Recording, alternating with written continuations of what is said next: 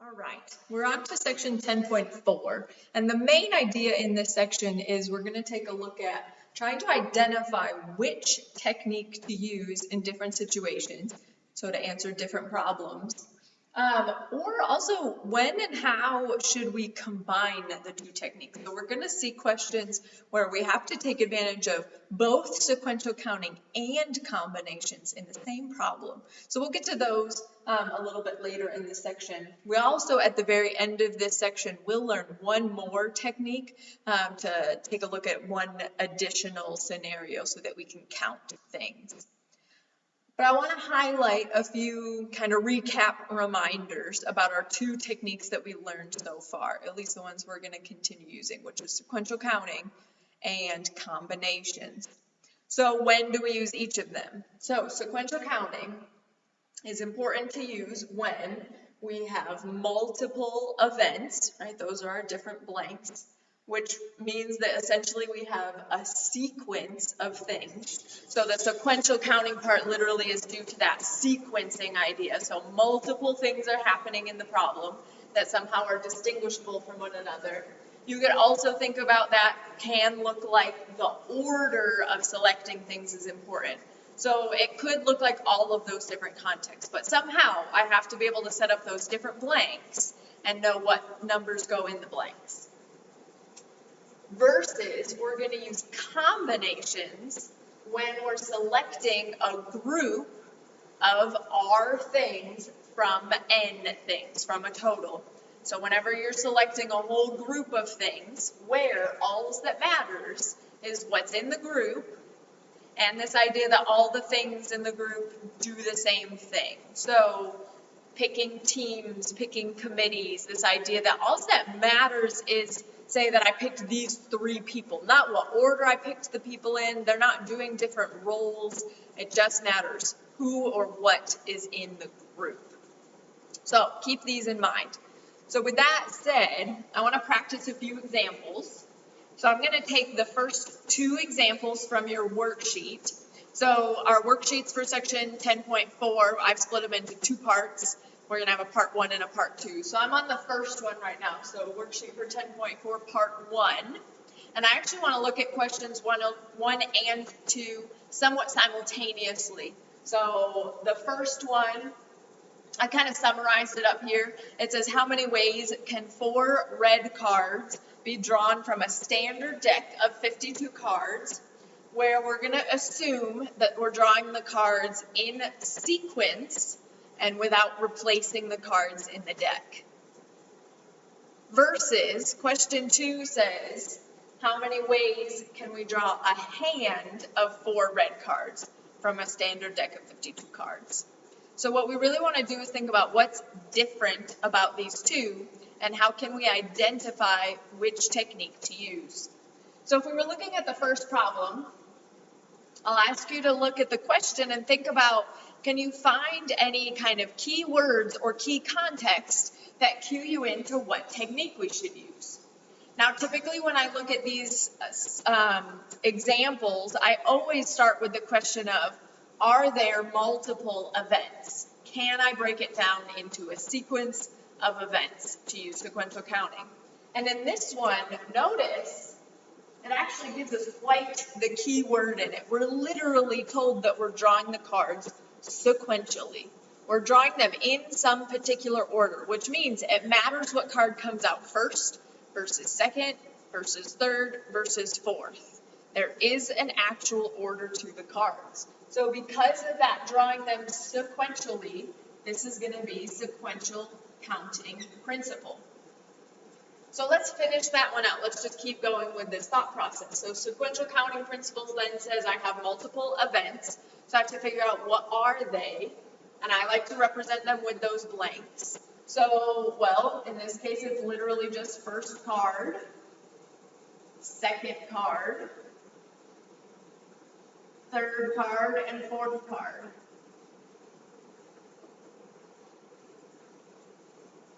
So then, now what we do is we take a look at in each blank, so in like the first card blank, how many ways can I choose that card? Well, we've got a little bit of key context in this problem. It says that we want to draw 4 red cards. So in particular, we don't just want any card out of the deck, I specifically want red cards. Now, it does tell me that it's coming from a deck of 52 cards. Again, that just tells us the context. So now what I know, based on what we've seen, and you have that little cheat sheet for you on Canvas about how cards are broken down. What we've got is in a standard deck of 52 cards, there are half red and half black, so 26 red cards. So we need to have 26 options for the first card. Now for the second card, I also need it to be red, but then I have another condition that affects the number where I'm not replacing the first card that I drew. So that first card that I drew, I'm keeping it out of the deck, which means it's not an option anymore. It can't show up as the second card if it already showed up. So that means that this number is going to drop. It's going to go down to 25. Now, if I was doing this with replacement, so say I first drew the Ace of Hearts, which is a red card, and then put it back in the deck, it's highly possible, it's at least a possibility, that I could draw that Ace of Hearts again. So if it was with replacement, the numbers wouldn't go down, they would all stay at 26. But instead, because it's without replacement, they're going to start to decrease.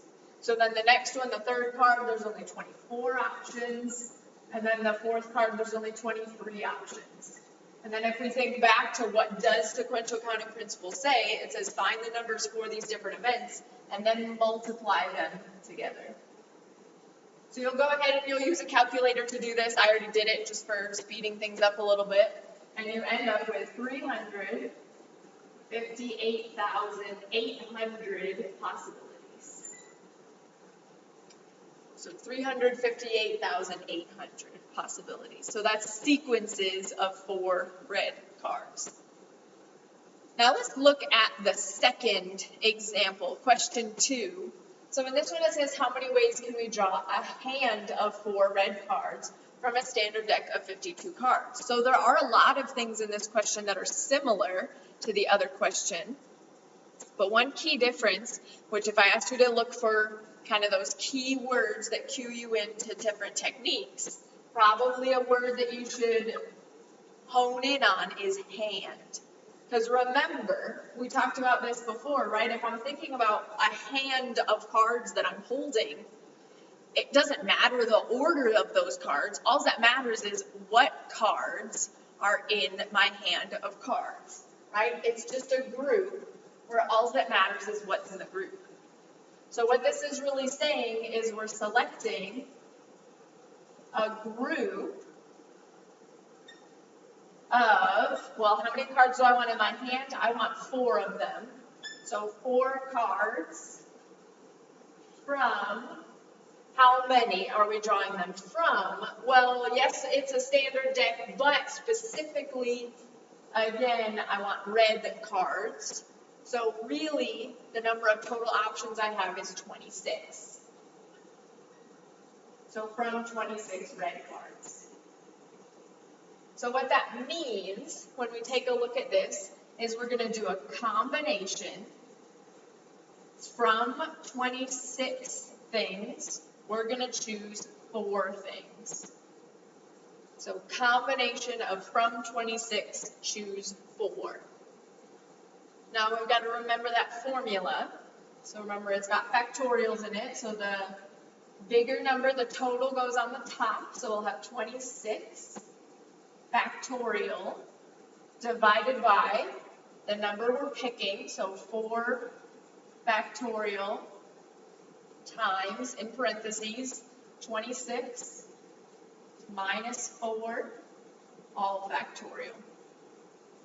So now we need to work on simplifying this. So first off, what is 26 minus 4? Well, it's going to be 22. So we'll have 26 factorial divided by 4 factorial times 22 factorial. Now this is when we start to write out the top. So we start to write out 26 factorial.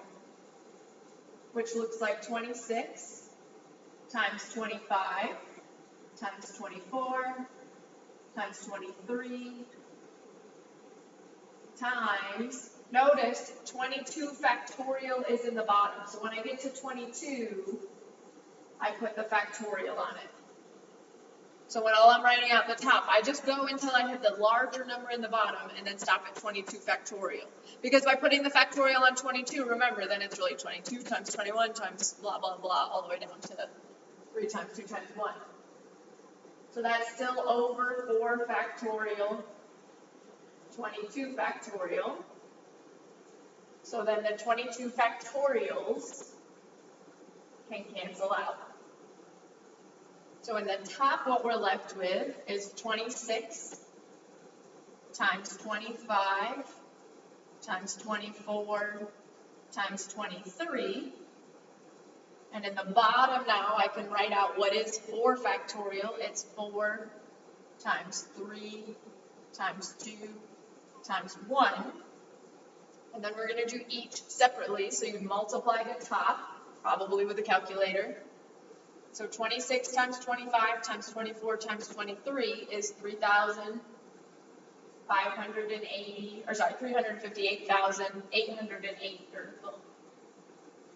words. I can say them. 358,800. So 358800. And then 4 factorial, 4 times 3 times 2 times 1 is 24. And then we divide that 358,800 divided by 24. You end up with 14,950.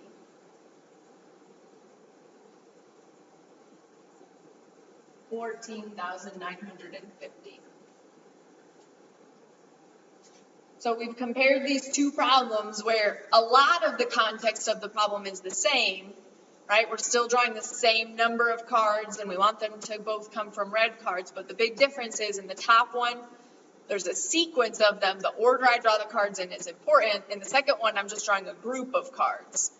So it also, again, makes a lot of sense that the second answer, the time when I don't care about the order, the final answer is a lot smaller than when I do care about the order. Because in the top one, every rearrangement of cards gets counted separately, which doesn't happen in the bottom one.